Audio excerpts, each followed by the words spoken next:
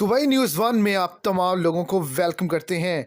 जैसा कि आपने थंबनेल के ऊपर भी पढ़ लिया होगा कि यूएई गवर्नमेंट की जानिब से सन 2023 के नए जुर्मानों के हवाले से बड़ी अपडेट की गई है और इसके अंदर 1 लाख दिरहम जो है जुर्माना रखा गया है। इसके अलावा 5 साल कैद।